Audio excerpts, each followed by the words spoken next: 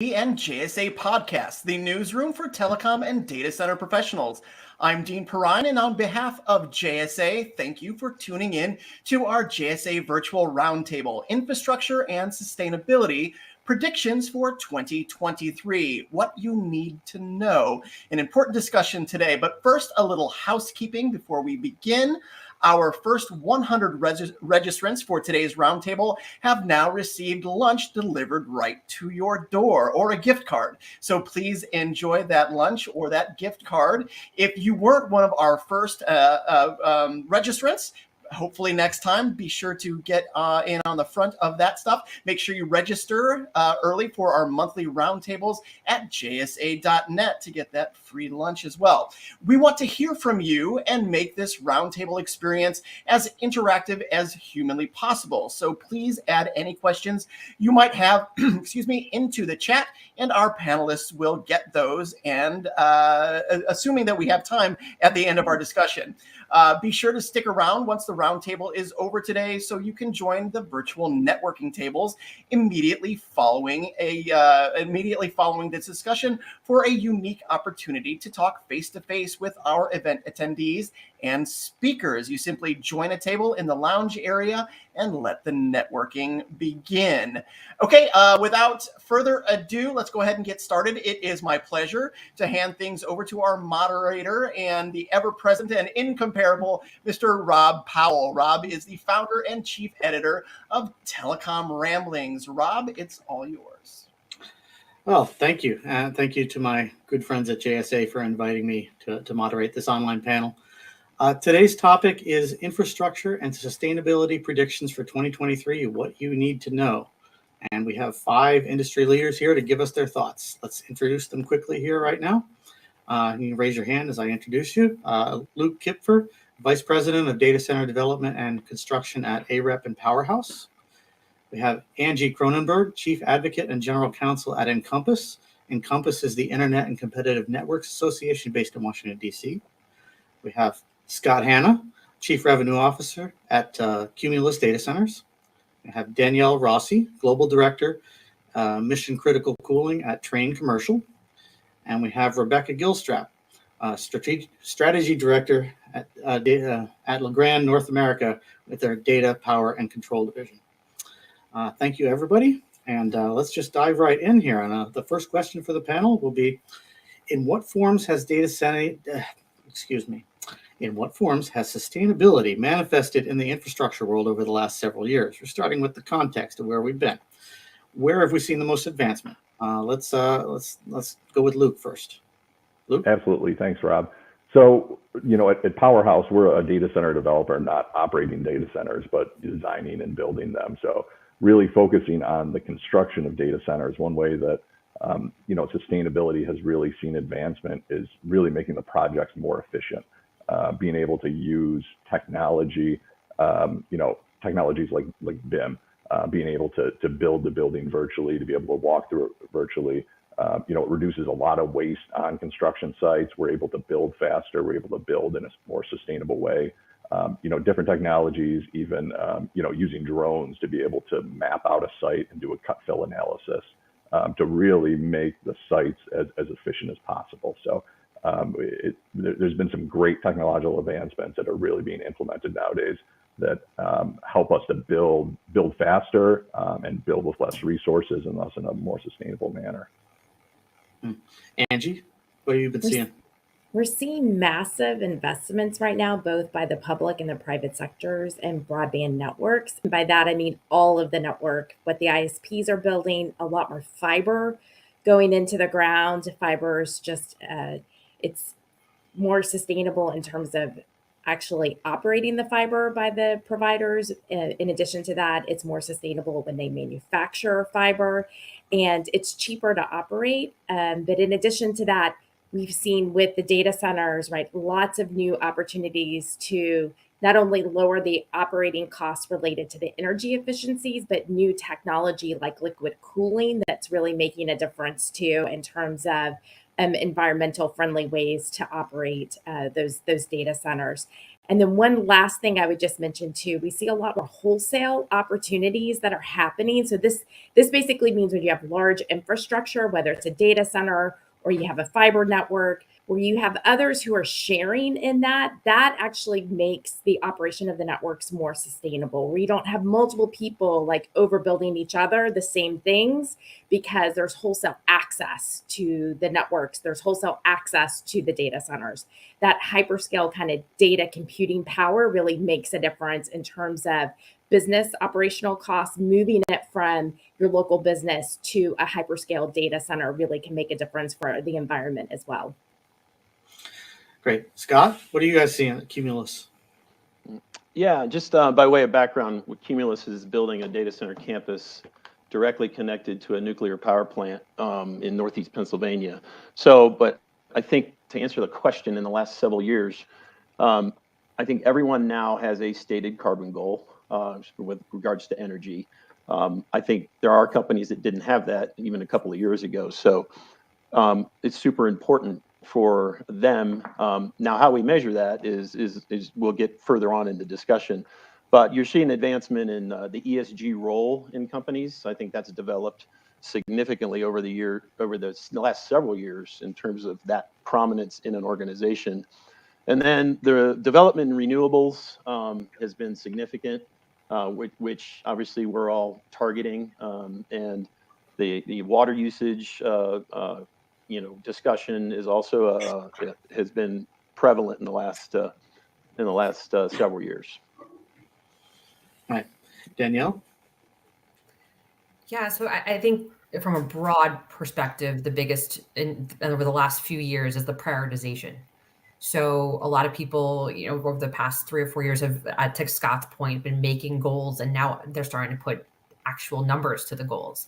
And I've been in the industry long enough to remember when no one cared about sustainability, and it was all about, I just want the lowest ticket item, and I don't care what what my PUE is, and what's WUE. These types of things are becoming commonplace conversation, and it's a priority now, as opposed to someone saying, oh yeah, it's third on my prioritization list, as opposed now it's, especially for the top 20 main distributors and suppliers are talking, it's one of their main focuses.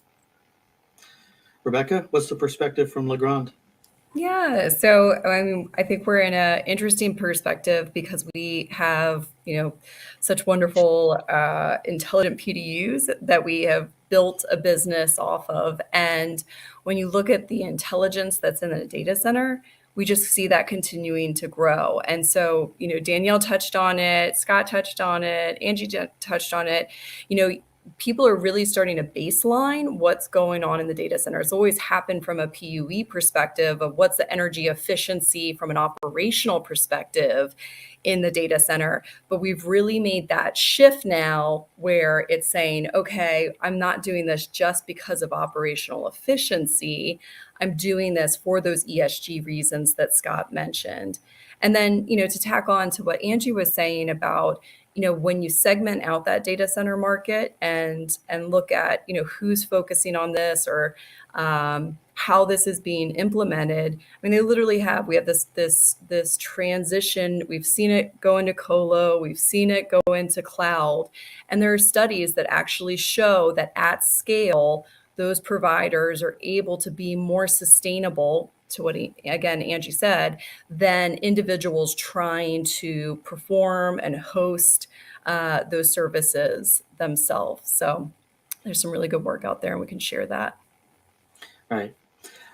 In what parts of our digital ecosystem do we have the most work still to do in terms of sustainability? Where are we not where we want to be?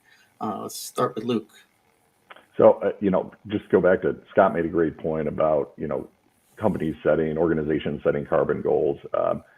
Really, I think the most work is still having visibility into that, not only at the level, but at all your suppliers and your subcontractor suppliers, trying to understanding the whole life cycle of these projects, of the material, of the development.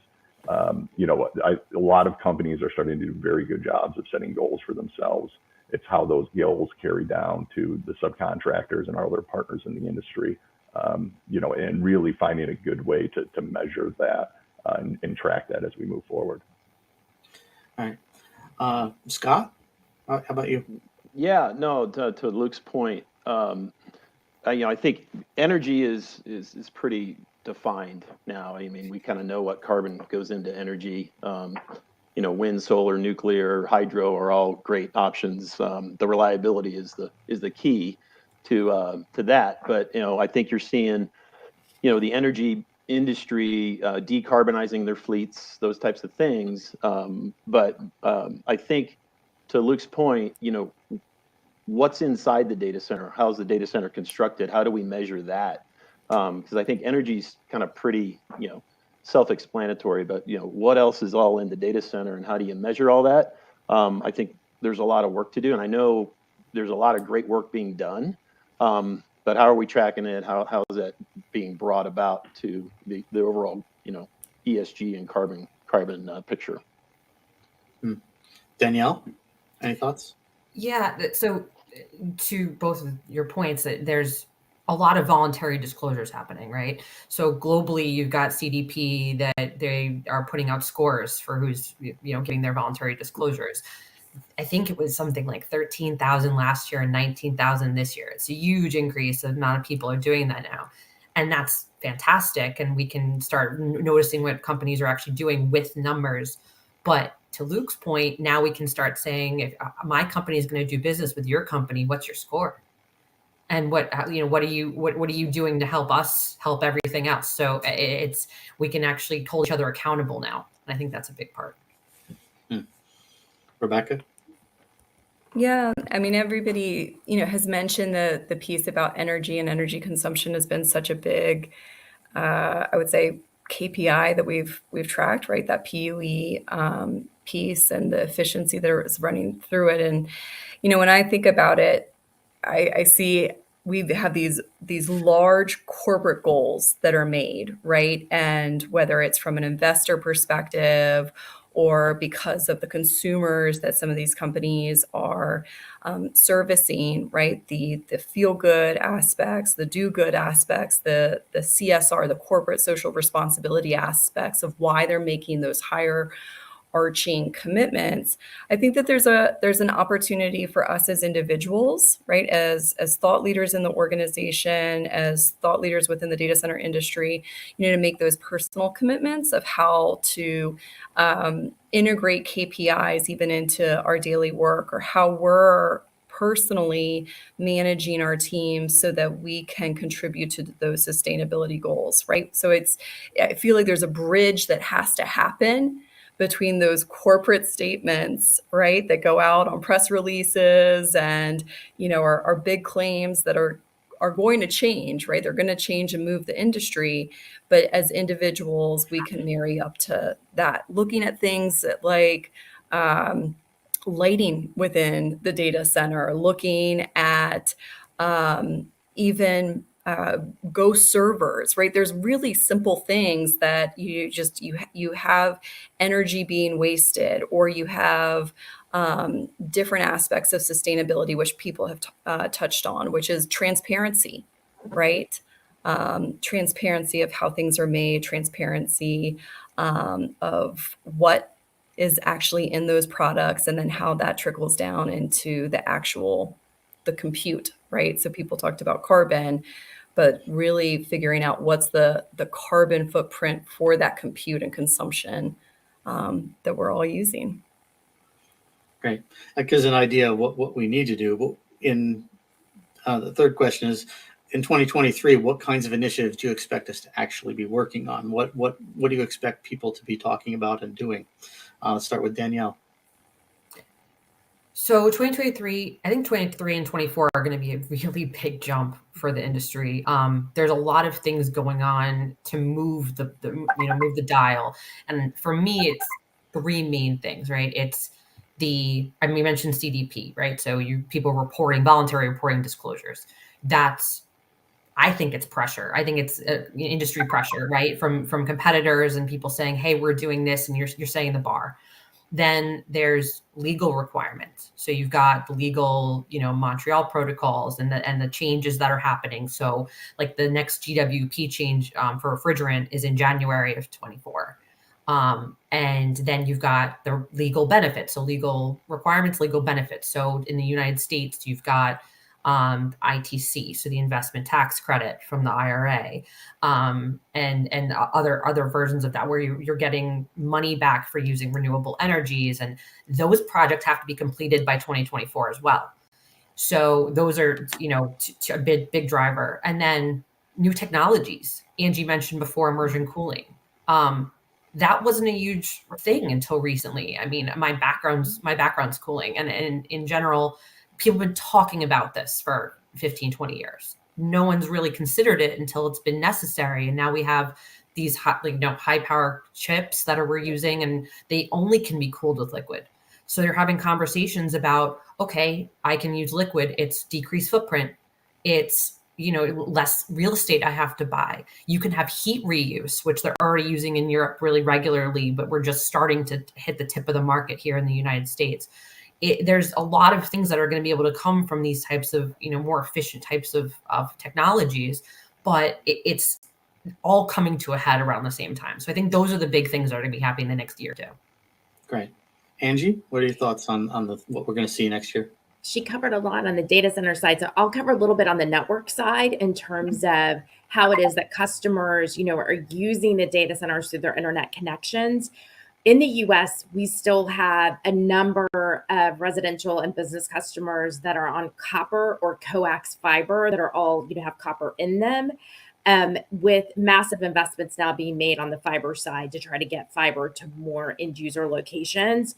And as I mentioned, it's not just the private sector making these investments now, it's also now the public sector. And the policymakers in Washington are really impressing upon the industry to prioritize as much as possible fiber where it's efficient in terms and capable of building out, because the long-term investment needs in the US such that fiber is cheaper to operate, it is more environmentally sustainable. So what I suspect is going to be happening, and we're beginning to see the shift already, more customers, as fiber becomes available to them, they're going to move from their copper coax based services over to fiber. So you're going to see improvement. And the benefit to data centers too for that is, fiber can just carry a lot more traffic, right? Carries a lot more data. So there's a lot of opportunity where customers maybe weren't doing as much in terms of cloud computing and using the internet applications and services that rely on the data centers. We're going to see more of that happening. And so just a more opportunity for that usage, which is again, just, that ecosystem of needing to improve the environmental sustainability of data centers, so it's like all of this happening at the same time, I think ultimately means that there's going to be more opportunity in the marketplace for data centers. More data centers are going to need to be built. They need to be more environmentally sustainable. At the same time, the networks are improving to be more environmentally sustainable as well.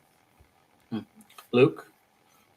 So, what we're seeing is a lot of the sustainability metrics and goals are driven by the hyperscalers, right? They're the ones that have had the ability and the capital to be able to make this a priority when maybe some of a retail colo player or an enterprise is, more focused on redundancy, reliability, cost earlier on. So, one thing that we're really seeing is that that's really starting to trickle down. So that's no longer just a priority for, for the 7 or 8 big guys. That's really trickling down to the wholesale, the retail colo providers, to enterprise providers. And it's great. It's helping the industry as a whole. It's the hyperscalers have allowed to put capital in so we can develop more technologies like immersion cooling and, use outdoor air without using mechanical cooling. There's a lot of great ideas out there that have been driven by that, and a lot of great technologies. And so I see a lot of that really starting to trickle down to some of the users who that necessarily wasn't one of their main goals, but it's quickly becoming one. Okay. Rebecca? Surprise. Yeah, so sorry.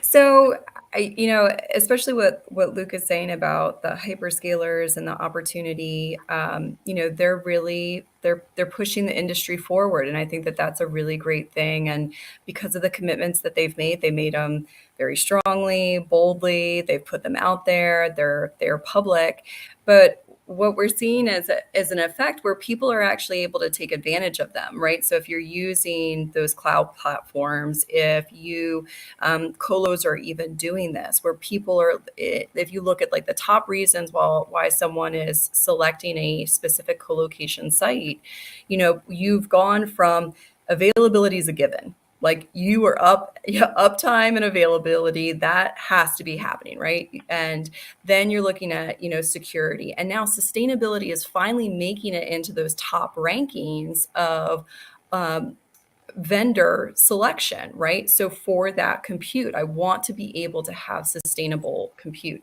And then that ties back to your own corporate mandates and ESGs, right? So as a department, and this kind of goes back to what I was saying before, is that as a department, you are able to do that funnel up of saying, hey, how we're processing this, how we're doing this, through and through our business is sustainable. And so I think it's the tools to be able to do that. It's the transparency, to be able to show that, and people are going to ask for it more and more. I think we're just going to see more demand. Demand's not going down in any sector for compute, right? We're just going to continue to see more. And I think the technologies that are out there that are starting to emerge into the data center are starting to emerge into the network, like the automation, the artificial intelligence, looking at, security blockchain. They actually use more compute. And what's behind the compute, right? It's all that IT infrastructure. So we're going to have to continue to use smarter technologies, monitor, how we're doing it, and again, show how we're improving on those baselines. Scott, what initiatives do you see coming up this year? Yeah, all great points, by the panel here. I think, to Danielle's point, I think you're going to see moving from voluntary tracking to mandatory tracking at some point in time, where we're going to have a grading system, a tiering system to track all this stuff. But the one thing people haven't really talked about is the advanced, the use of nuclear power, and obviously that's near and dear to me. But we're looking at trying to make renewables or carbon-free power sources 24/7, which it was a requirement. It's a table stake for a data center, obviously. So you're seeing a lot of interest in that. You're seeing a lot of talk about SMRs, small modular reactors, which are a little bit ways away, but utilizing our current nuclear fleet. The White House and France just got together on advancing the nuclear power discussions to use that, because it's 100% carbon free, and it's going to have to be used in order if we're going to meet the demands of the data center industry. Right. Are the public and private sectors working together effectively right now when it comes to driving these kinds of sustainable infrastructure goals? What does that dynamic look like, and how does it affect the industry? Angie? Yeah, I'll just start off by saying that, there's a lot of attention paid to these issues in the public sector investment. The Infrastructure and Jobs Act, which was a bipartisan piece of legislation that was passed in Congress and signed by the president last November, is in implementation phase. I know some of you may be focused on some of the environmental specific pieces of the legislation. We've been very involved on the broadband network side of that with our network companies. And what we see there is not only, a commitment by Congress to spending over $60 billion for the building of broadband and making sure that people can afford it in their homes, but also wanting to see that network capacity is sustainable by really impressing upon the policymakers to choose more fiber connectivity. And fiber, is used for really all technologies. Ultimately, mobile wireless relies on it. But a lot of the responsibility is at the state and local level. So the grants that'll get really doled out to broadband providers to build to unserved and underserved Americans and businesses will be based upon state policymakers and decisions. So it's going to be just a really critical time for those of you who are on the ground working on these issues every day to also marry these issues in a way to really educate the state policymakers who are making these decisions about the importance of the networks, being able to be used for a long-term basis and also being sustainable. And we see that there's a lot of opportunity still, just because the way the process is rolling out and the timing of it. The states are working on their broadband plans right now. And now's a good time to be talking to them. So if you're not already doing that, but in addition to that, we think that we're going to have a really good sense of how much each state is going to get in terms of connectivity money by next summer. And then they're going to begin their grant process. So there's not a lot of time, but there's a little bit of time. And so I just wanted to pass that along to this audience who I know really cares about these issues. Great. Scott, any thoughts? Yeah, I think like Angie said, there's a lot going on, with these private-public partnerships. So, she talked about one of the IRA, and part of that is this production tax credit for development of renewables. It also applies to nuclear, et cetera, in terms of the government basically helping develop those types of technologies and making it viable. So I think you're seeing that. I think there's probably going to down the road, there's a couple of organizations that are becoming more prevalent. There's a UN Global Compact, the Climate Center for Climate and Energy, and so there's a couple of things out there. I think you're going to see more of that in the future, though. Okay. Rebecca? I would just, I'll jump in there in that I do see it as an opportunity, for the industry. I mean, we have a question in the chat about, the definition of data center and what we're talking about with data center. And when I'm talking about it, I'm talking about all data centers. So I am going from top down, your largest hyperscale, data centers and cloud providers, all the way down to cell towers. And even thinking about cell towers as just mini data centers and edge sites, because if you think about it, you have immense power even in those edge sites to make a difference. And especially when you think about the aggregate of all of those sites. So again, whether it's cell towers or whether it's a retail store, you're going to continue to see compute happening out in those edge sites. And so you really need to think about what is the aggregate compute impact that you have, right? And the sustainability measures that you're going to be able to take. Again, regardless of whether it's a hyperscale or whether it's your co-location provider or your disaster recovery site or, it's your enterprise. It doesn't matter. You can make those sustainability steps either way. And then I wanted to jump on, what Angie was saying. I mean, she's talking about digital and inequality and inequity that's happening in America. And so we talk about sustainability is a big piece of corporate social responsibility. And there are other things that are happening that she's alluding to around that digital inequality. And I think that that's a bigger thing that the industry can tackle of, how do we get compute into more people's hands, and how do we get compute into people that are disadvantaged and don't have the means or don't have the resources, or quite frankly, don't even have the fiber in their backyard, to be able to access this ecosystem and all these, right, what all these wonderful data centers are supporting. So Angie, it's really awesome to hear you talking about it. It's really awesome to hear about the work that's happening between the public and the private sectors. on the broadband side. And then I can add in from a data center perspective that I think we're going to start impacting even more. So you think about site selection, you think about cities actually regulating how much power a data center can have. I mean, you're starting to see trends where there's going to have to be better partnership. There's going to have to be better communication, because if there isn't, you're going to inherit these regulations. And so again, I tap it back into its opportunity. It's tons and tons of opportunity for there to be a better partnership between the public and private sectors. We have to. We have to. One of the things that we do here in Washington is educate policymakers about what industry is doing.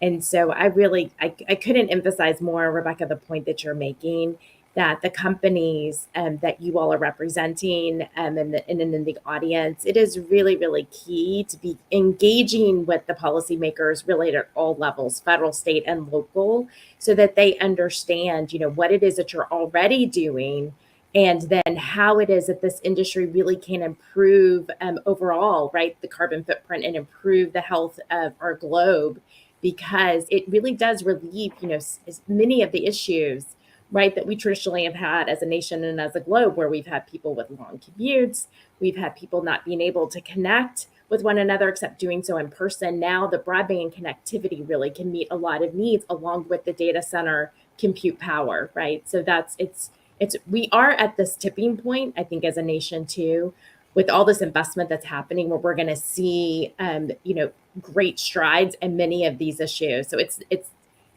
if you haven't already been engaging with policymakers, you might be behind a little bit, but there's time to catch up. Okay. This next question is one personal one of mine, really, because I get a lot of press out there that comes to me, and everybody says they do sustainability well, right? Nobody says we do sustainability badly. So how do we distinguish instances of real progress when we're talking about creating sustainable infrastructure? How do we separate it from the hype? Luke? This is a great question. Honestly, partly because I don't think the hype is bad. I think obviously we can go into greenwashing and how that negatively impacts things, but would much rather see companies set these lofty high goals and fail by a little bit than set the bar very low for something they can easily achieve. So I know a lot of companies have come out with big claims about being water positive and net negative emissions, and there's a lot of big claims out there.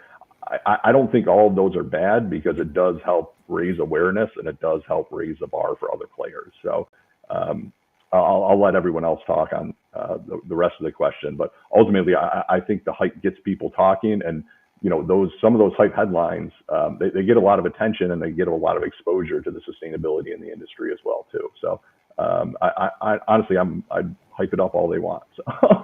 All right, Scott. To Luke's point, I think the hype is good because it gets everybody's attention in terms of, this is something real. This is something we need to pay attention to. I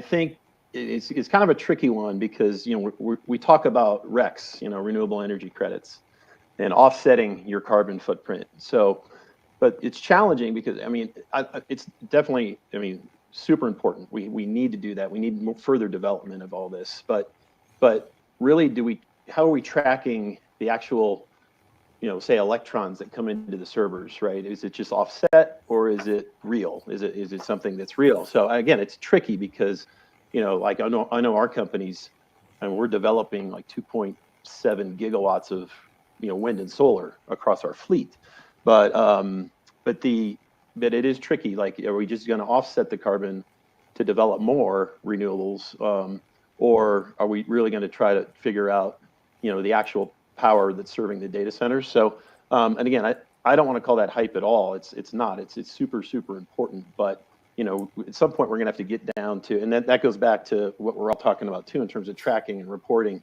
How do you take it from voluntary to mandatory, and what kind of standards are going to be put in place? Because we're all have these stated goals, and I think it's great, and I think these bold goals are awesome, and most companies will fulfill those. But it's really, the proof's in the pudding and how it's done. Okay, Danielle. Yeah, I think exactly that. I mean, and if you talk about carbon offsets from not even just this industry, but there's also a lot of instances where people are just paying money to a third party fund and they're not actually doing carbon offsets.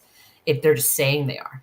So there's going to be an emperor's new clothes moment soon where people are going to be called out on this, where they're going to realize that they're just doing, going through the motions, and you can make these lofty goals. And I agree. I like the hype. I like them making these goals, but prove it. I think that's going to start happening very soon. And they're going to have to start, putting numbers to it. And when they're putting fake numbers to it, to Scott's point earlier, there's been voluntary disclosures, but very soon they'll probably be mandatory. That'll make it easier. Rebecca? Yeah, so you can look at it at a couple different facets. One is from like a micro level, is that it's as simple as even calling out HPDs and EPDs and looking at product declarations, right? And the documentation around how products are manufactured and what is in those products. So I think in your sourcing, whether it's through a sourcing department, whether it's you as an individual, you have the opportunity to ask for in your submittals, products, right, that have that documentation and have those certifications to prove, right, that they are actually good, sustainable products and are made in sustainable ways. The other thing is I think you can look at it in who you're doing business with and look at the companies and their ESGs and what are the steps that they are taking from a sustainability perspective, right? And what do those KPIs look like? How are they progressing along them, especially if they're a public company? A lot of that information is now being shared within their shareholder meetings, right? And their quarterly earnings statements. It's making it to those financial calls about the steps that they are taking and how they are progressing. So I think it's looking at who you're doing business with and making sure that they really are enacting on that. And then I think, the other pieces within your own design, right? Like, are you taking the steps, even site selection? Are you looking at areas where you have more renewable energy available, to power, right? Is it real versus buying those offset credits? So literally something as simple as site selection, we've looked at it for, again, uptime and cost of power and these other factors before, but now we need to add on that piece of sustainability, which again can impact it from a macro level. All right. So we're running toward the end here, but what specifically? Hey, Yes, Robert, real quick, there's a question here that might answer on this question. Does ESG receive any attention from chief risk officers? And we talk about hype and what's real and what's not. I can just speak from our company standpoint. We our ESG head of ESG is actually our chief risk officer. So they're getting more attention on that.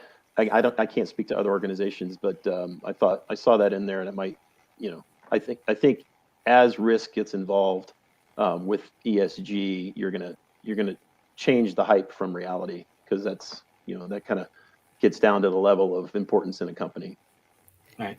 I think a lot of that too, really quick, just on the ESG thing, that we're having conversations about ESG with people, and people forget that a huge part of ESG is trying to track and audit your existing equipment. So a ton of times you'll find, old product, things that are, end of life, and things you wouldn't have normally found, that we're trying to replace them and get the most sustainable option. But in reality, it's an availability issue too. So that's a huge risk mitigating factor as well. All right. What specific improvement would each of you most like to see in 2023 and how we approach sustainable infrastructure? Luke, you first. So, I'd really like to see an increase in, collaboration between a lot of the professionals in the data center industry. There's some great groups out there. I think there was a question in the chat about, iMason's Climate Accord. So there's some groups that are doing amazing things, but ultimately we're all trying to solve a lot of the same problems. And, we're all under 100 NDAs, and every hyperscaler and every colo, they think they have the special sauce, and designs aren't shared, and solutions to problems aren't shared. So I'd really like to see, especially when it comes to sustainability, more groups, more discussions like this, more groups like the iMasons, where, the actual designers, we can get to the real, the best solutions for problems, whether, on the design, the construction, the operations, and even taking data centers out of, decommissioning data centers. So it'd really be, I think, helpful to the industry as a whole that if we have more open, communications about how we're all handling the same issues across the board. All right. Angie, what would you most like to see? So on the network side, I talked about the massive investments that are being made across the board, right? So, but there's a customer issue. And we see this where customers don't want to transition over into the technologies that are much more energy efficient, because oftentimes it does mean they need to purchase like new equipment to handle their services either at their business or in their home. So what I think our side of the industry sometimes doesn't fully appreciate is how to make the pitch to customers about the long-term savings, the long-term benefits that can happen, as well as the immediate benefits in terms of being able to access so much more content and to be able to do so many more things. And tying that back to the topic at hand that we're talking about today is how do we do this in a way that's much more sustainable? So being around the broadband industry for my entire career, you haven't really heard as much of a pitch about this to help people understand this is really about making sure that we're doing what we need to do to save our earth, and so that there's a place here long term for humans to exist. And so I think, as Rebecca had mentioned, we talk a lot about the inequities, right? But those inequities tie to so much of a bigger picture, and we need to do a better job of that, as well as as we're explaining to the customer, there's now a better technology for you.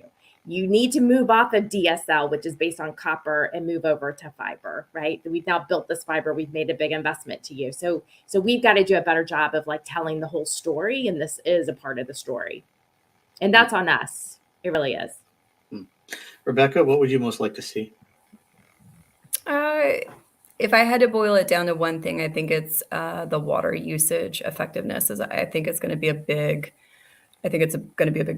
change for individuals, and I think it's a necessary one. We've been so focused around energy conservation, renewables, and the bottom line is water is a precious resource, and we need to be protecting it, and I think we need to be measuring it and more aware of the fact that there's a lot of water that is used within the data center. So I think that's going to be a trend, and also it's something that I think is important. Scott, what do you want to most see? Two things. I think, to Luke's point, further collaboration with the whole supply chain, the whole industry. iMasons is doing a phenomenal job. I think 170 companies joined the Climate Accord, and they're doing really great work in terms of how we're measuring all the different aspects of data centers, which that needs to continue, and I think it will. But then the other thing I'd like to see is continued development in 24/7 reliable power. So with carbon-free power. So how do we take renewables into something that can be reliable 24/7? How do we further develop nuclear? We've got a lot of assets out there and most data centers have some kind of nuclear power powering them through the grid. But that, how do we develop that further so we can actually, and how do we continue to decarbonize the coal fleets, et cetera? So that's further development in terms of mine. Those are the two that I'd like to see. Danielle, you get the last word. What would you most like to see? Embrace new technology. So there's a lot of stuff that isn't necessarily even new technology that are just becoming more readily available. But there are things outside the box, to Scott's point. I mean, microgrids and trying to have a better handle on where we're getting our power and think of other ways. and then from cooling, radiative cooling, and some other options that are becoming new. Just think outside the box, and there's definitely some new things coming, and I think that's a better way to look at the future going forward. Great. That's great. Thank you to all of you for taking the time to have this conversation here. And I'm going to turn it back over to Dean. Dean, you still there? I am indeed, Rob. A great conversation. As these, a lot of times these go, it's like the quickest 45 minutes of the day, right? I feel like we probably could have continued all afternoon. Unfortunately, that is it for us on the time. So a huge thank you to you, of course, Rob, and to our speakers for today's insights on the infrastructure and sustainability predictions for 2023. If you enjoyed today's discussion, we invite you to tune in next week for a 2-day live, that's correct, a 2-day live broadcast, not 2 full days, 2-day live broadcast on December 14th and 15th on jsa.net and JSA's social media channels, where JSA media consultant Jao Marquez Lima will host a series of one-on-one interviews with thought leaders in the digital infrastructure space from across the EU. So that's going to be some really cool stuff going on the 14th and 15th of, which is just next week, right? These one-on-one discussions will offer additional industry insights and 2023 predictions. For the interview lineup times, visit jsa.net or JSA's LinkedIn page. And finally, for viewers, if you were one of the first 100 registrants for today's virtual roundtable, we hope that you enjoyed your lunch. Make sure to visit us at jsa.net to register for more upcoming JSA virtual roundtables. Our next one takes place on January. That's right. It's going to be January 26th. That's 2023 at 1 p.m. Eastern, where we will discuss achieving net zero. Kind of continuing this conversation, we're going to be discussing achieving net zero carbon emissions by 2030, tackling the key partnerships and technology to meet the goal. So lots going on with JSA TV and JSA podcast.